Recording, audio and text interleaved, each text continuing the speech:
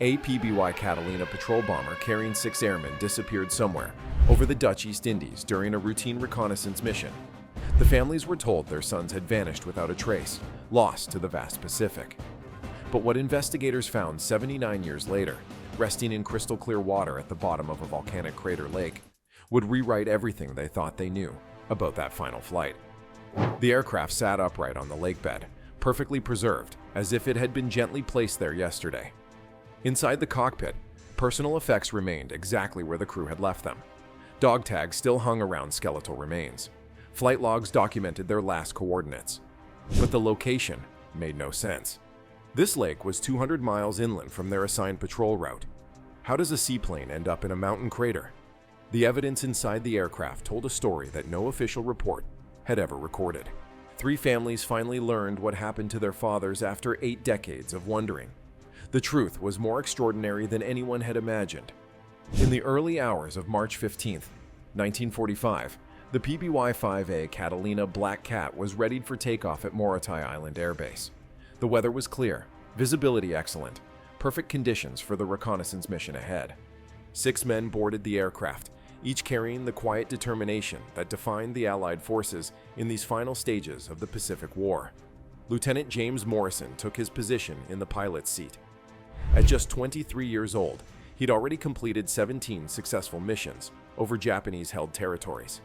Beside him, Sergeant Robert Chen, a 21-year-old co-pilot from San Francisco, reviewed the flight checklist.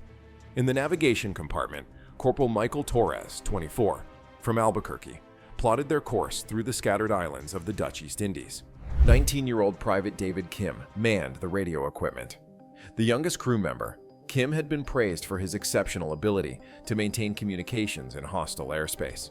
Behind him, Flight Engineer Sergeant Thomas Anderson, 26, conducted final systems checks.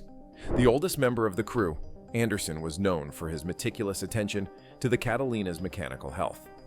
At the rear gun position, Private William Hayes, just 20 years old, secured his station. The mission briefing had been straightforward: conduct a routine reconnaissance patrol over specific sectors of the Dutch East Indies, document any Japanese vessel movements, and return to base by 1800 hours. It was the kind of mission these men had performed dozens of times before. At precisely 700 hours, the Black Cat lifted from the waters of Morotai Harbor. As the seaplane gained altitude, Morrison banked northeast toward their patrol zone. None of the ground crew who watched them disappear into the morning sky could have imagined they were witnessing the beginning of an 8-decade mystery. The Catalina maintained regular radio contact throughout the morning. At 10:42 hours, they reported Japanese naval activity near the island of Halmahera. Nothing unusual, just routine observations. Their 1215 check-in confirmed they were continuing along their assigned route. Everything was proceeding exactly as planned. Then came the 1347 hours transmission, the last anyone would ever hear from the Black Cat. Weather deteriorating, adjusting course south. Those 7 words would be scrutinized for years to come. What weather system had they encountered? How far south did they intend to divert? Why wasn't there a follow-up transmission confirming their new heading? These questions would remain unanswered for generations. When 1800 hours arrived with no sign of the aircraft, concern began to spread through the base. By 1900, with darkness falling and no radio contact, the mission commander initiated emergency protocols. By 2100 hours, a full-scale search operation was underway. For the next 14 days, Navy search planes crisscrossed more than 50,000 square miles of ocean. They found nothing. No oil slick, no floating debris, no life rafts, no bodies. It was as if the Black Cat and its 6-man crew had simply vanished from existence. On April 1, 1945, the search was officially terminated. The aircraft was declared lost at sea, cause unknown. 6 telegrams were dispatched to American families, bearing the news that would shatter their lives. In San Diego, Lieutenant Morrison's pregnant wife, Sarah, received the telegram 3 days before giving birth to their daughter, a child who would grow up knowing her father only through photographs and the stories others told about him. In San Francisco's Chinatown, Sergeant Chen's parents held traditional mourning ceremonies, burning paper offerings to guide their son's spirit home across the ocean. In Albuquerque, the Torres family created a memorial shrine in their home that would remain untouched for the next 79 years. Without bodies to bury, without knowing exactly where or how their loved ones had perished, these families faced a particular kind of grief, one without closure, suspended in time, marked by questions that could not be answered. For 3 generations, children and grandchildren would grow up in the shadow of this mystery, wondering about the men who had disappeared into the vast Pacific. As the years passed and the war ended, the fate of the Black Cat became just another statistic in the enormous casualty counts of World War II. The file was closed, the men memorialized on the tablets of the missing at the Manila American Cemetery in the Philippines.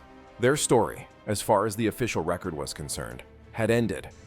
But 74 years later, in 2019, fishermen working the waters of Crater Lake Sagara-Anak reported something unusual.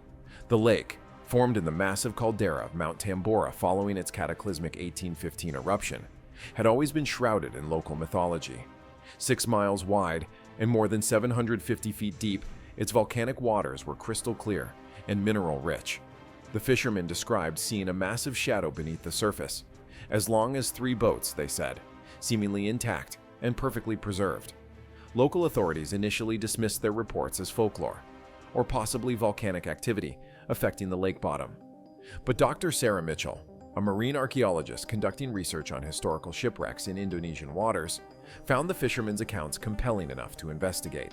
She partnered with Captain Adi Surya, who led a local diving team specializing in deep-water exploration.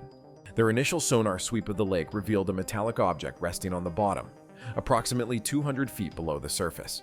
The dimensions matched exactly those of a PBY Catalina aircraft, 103 feet long, with a 104-foot wingspan.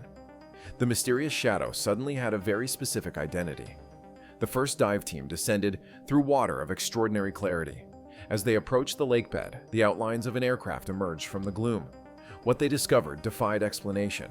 The Catalina sat perfectly upright on the sandy bottom, its hull intact, its wings outstretched, as if it had been deliberately placed there as a monument. Most shocking of all was the condition of the aircraft. There was no visible impact damage to the hull or wings. The propellers were in the feathered position, indicating a controlled water landing. This was not a crash site. It was a deliberate landing site, preserved for nearly 8 decades in the volcanic waters. Inside the cockpit, the instruments were frozen at the moment of landing. The altimeter read 4,200 feet, exactly matching the lake's elevation above sea level. The fuel gauges showed nearly empty tanks. The flight controls were set for a standard water landing approach. Everything suggested that the pilots had deliberately chosen this location and executed a textbook landing on the lake's surface. The interior of the aircraft had become a time capsule. Lieutenant Morrison's leather flight jacket still hung on the back of the pilot's seat, a folded photograph of his pregnant wife tucked in the pocket. Sergeant Chen's Chinese-English dictionary lay open on the co-pilot's side panel, filled with handwritten notes on aviation terminology. In the navigation compartment, Corporal Torres's charts were still spread out, marked with course corrections that led inexplicably inland, away from their assigned patrol route and toward the volcanic lake. Private Kim's radio equipment contained the message logs of their final transmissions, including several that had never been received by their base. Sergeant Anderson's toolkit remained perfectly organized according to military regulations. Even Private Hayes's ammunition belt was found, containing rounds that had never been fired. Each position told the same story: a crew that had remained at their stations, carrying out their duties with military precision, despite being hundreds of miles off course. Most sobering were the human remains. 6 sets of skeletal remains were found at their duty stations. Dog tags confirmed their identities after 79 years. There was no evidence of trauma or violence on any of the remains. The crew had survived the landing intact. But why had they remained with the aircraft rather than attempting to find help? And how had the Catalina come to rest in a volcanic lake 4,200 feet above sea level, 200 miles inland from their patrol route? The geographic puzzle was maddening. The last radio transmission had indicated a southward course adjustment, but no southward deviation from their known patrol route could possibly have led them to Mount Tambora. Fuel calculations suggested the aircraft couldn't have reached the lake location with the amount of fuel they had carried. Weather records from that day showed no major storms that could have forced such a dramatic course change. The technical mysteries were equally baffling. The PBY Catalina was designed primarily for ocean operations, not mountain lakes at high elevations.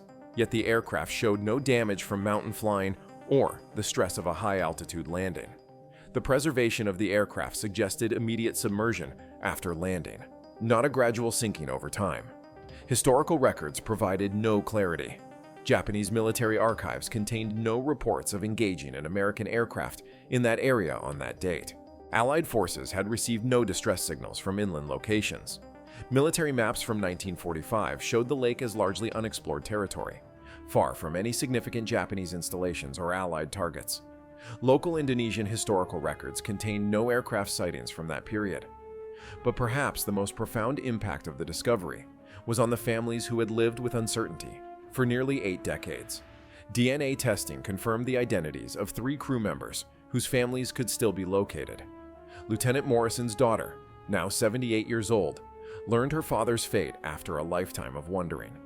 She received his perfectly preserved flight jacket and the photograph of her mother that he had carried until the end.